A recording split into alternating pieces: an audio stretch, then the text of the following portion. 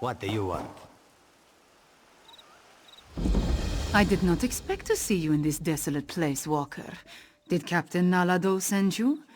Or have you come to join us as we hunt the dragon that killed so many of our warriors? Then our missions coincide. We can work together to destroy the undead and slay the dragon. It will be glorious. When we finish with the hunting and the slaying, we can report our success to Lord Gareshri. I do not take orders from that old battle mage. Besides, the blood of Khajiiti warriors cries for vengeance. To disregard that cry, that is not a shame I can bear.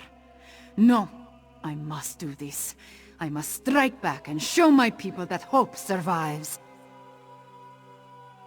The worthy life is full of risk, Walker. I assumed you knew that, given what you do. I will tell you a secret, though. Before my parents died, they gave me a pendant.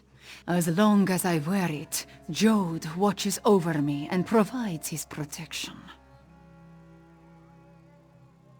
To Jode, yes, but also to my family and heritage. I suppose you could call it an heirloom. It helps me in my role as agent for Lord Gareshri, and that is all I will say about it. Now, let us go inside and find the necromancer and the dragon.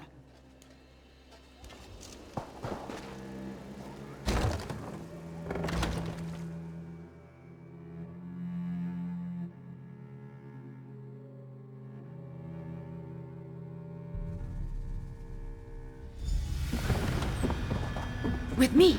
Stay close. We will hunt these necromancers down and end this dragon.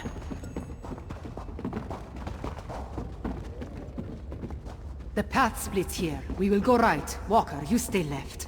Moons guide us.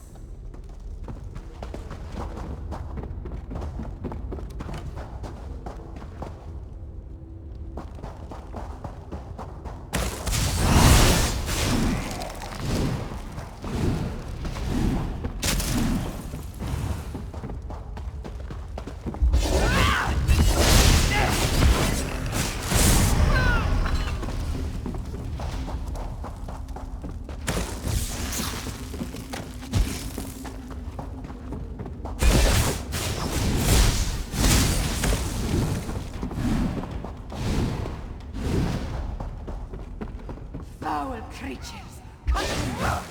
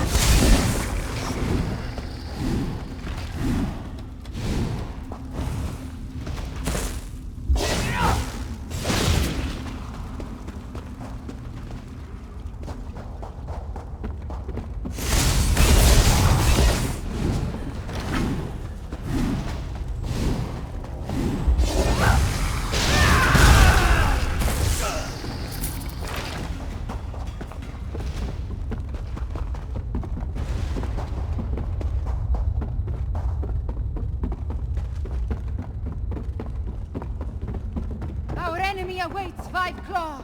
Destroy the necromancer! No more excuses. No more delays. Double your output or your reanimated body will march at the head of Euraxia's forces.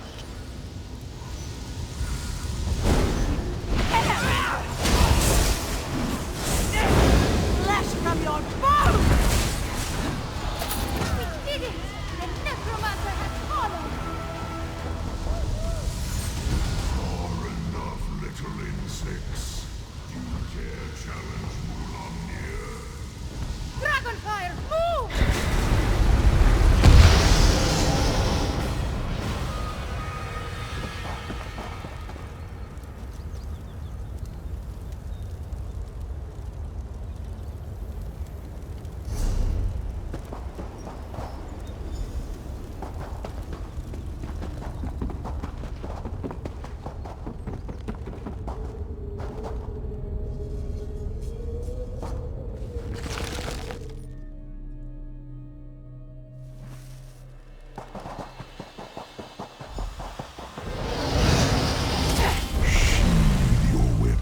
Little morsel, Mulamnir would talk to you. Mulamnir wanted to thank you, little morsel. Your actions helped set us free of our hated prison. Now, listen to the words I say. Mulamnir wants you to understand the challenge before you. Our puppet, Euraxia, commands a legion of soldiers, an army of necromancers, and a horde of undead. Add my dragon brothers, and the hopelessness of your cause becomes obvious. You and Abner Thorn set us free. You released us from the halls of Colossus. For that, I offer you this one last chance to survive. If you and the battle mage leave Elsweyr, my brothers and I will not hunt you down. Then you will die. But not before we slaughter your friends and set fire to Elsweyr. Once we reduce this land to so much ash, only then will I tear you apart. So promises Mulamnir, whose claws have dealt 1,000 deaths. Leave Elsweyr, little morsel. Tell the battle mage, if I see you again, you will die. Five Claw, are you all right? I heard what the dragon said. Perhaps my confidence was a bit misplaced. That creature was much bigger than it appeared when it flew over the camp. I never jump without first knowing where my feet will land. Also, I have very sharp claws. We lost so many today. The dragon, that Mulamnir, it has much to answer for. We defeated the necromancer and shut down one of their undead foundries. We need you and Tarn, despite my dislike of the man. But what the dragon intimated about Euraxia, it called her its puppet. I fear the dragons control the Rimmen throne now. Yes, you must do that. I will join you after I take care of the remains of my soldiers. They died bravely and deserve to receive the proper sacraments. Go to Riverhold. I will see you there.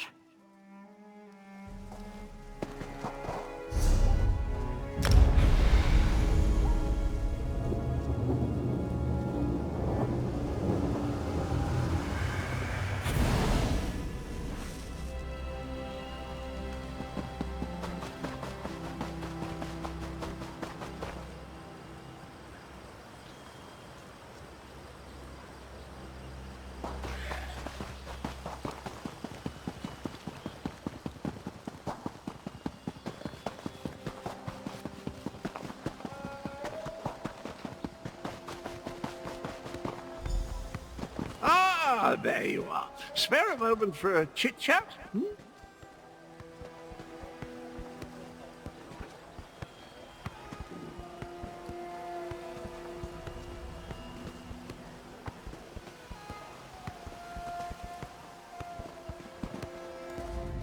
If we've had this conversation already, then I wanted to thank you for the useful advice. But if I haven't seen you since our talk at that mysterious gravestone, which seems much more likely, then I could really use your help.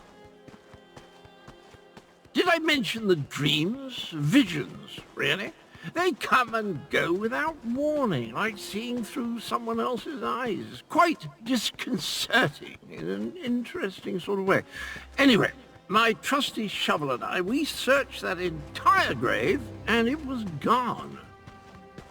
The betrayer's head, the dreams, the visions, they drew me there, but someone got to it before I did. I have the strangest sensation in the pit of my tummy. It could be the cobweb porridge I had for breakfast, or something bad is about to happen. Well, that's sort of like leaping from the cliffs of failure without a rope, or at least without tying the end off first. I can't tell you how many times I've made that mistake. Oh, Abner wants to see you. He's in the town hall with the cat general.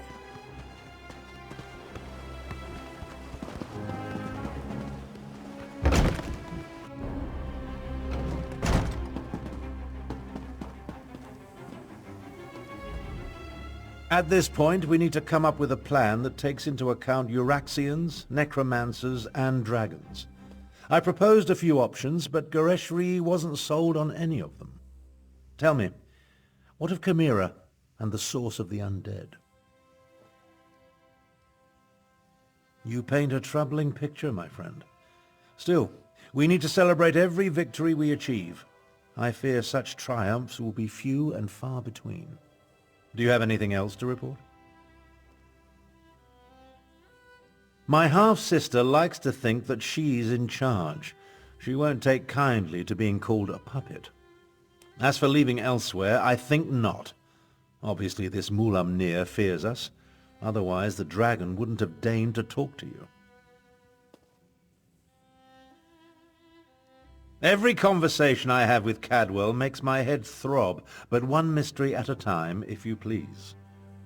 Now, if only I could get my half-sister to listen to reason and see that the dragons are using her. A parley? I may not like her, but we are family.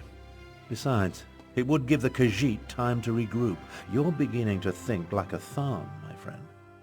Here, take this. Goreshri gave it to me, but I refuse to accept payment for my services. A parley with Euraxia is a capital idea. I'll send word to Rimmon to expect us. I imagine my half-sister will treat us as befits my station and agree to the meeting. Attend to any other matters if you must, then see me when you're ready to leave. It just so happens I already have one. It involves distracting my half-sister with wit, charm, and words she barely comprehends. Oh, and you. Euraxia never could resist a pretty face. You'll pretend to be my bodyguard and personal valet. Consider it obfuscation to hide your true purpose. We don't want to give Euraxia a reason to react poorly to overtures of reconciliation. Not that I expect to reach an accord, but still. Meet me in Rimmon and we'll enter the palace together. Go on, go on. I'm capable of traveling to Rimmon on my own. We'll meet up at the city gates and go to the palace from there. I'm relatively certain Euraxia will honor the parley, but be prepared for anything. She's still a Tharn, after all. We're not very close, in case I haven't made that abundantly clear. Euraxia is an accomplished mage in her own right. My younger sibling has always been ambitious, but I didn't realize the extent of her aspirations until the Frostfall coup. About 6 years ago or so, while Emperor Varen was busy with his rebellion, Euraxia took advantage of the confusion to lead a column of Nibonese mercenaries into northern Elsweyr. She declared herself Queen of Rimmon and its adjacent fiefs. Of course not. The Khajiit call her the Usurper Queen, remember? Once Varen became Emperor, he had other problems to worry about. Same with Queen Irene. As long as the Alliance War occupies her forces, the Khajiit are on their own out here.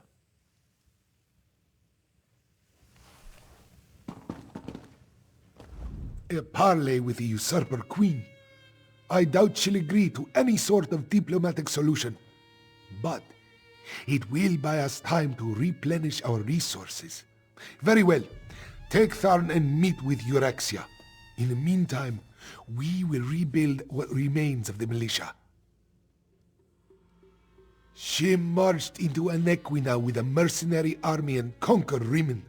Her forces killed the royal family, and she illegally proclaimed herself queen. That makes her a usurper. I pray I live to see her pay for her crimes. This one hates the idea of talking to the Usurper Queen. We should be stabbing her in the neck. Still, Nalado sees the necessity, even if she doesn't like it. Euraxia will almost certainly betray you, so be careful when you face her, yes?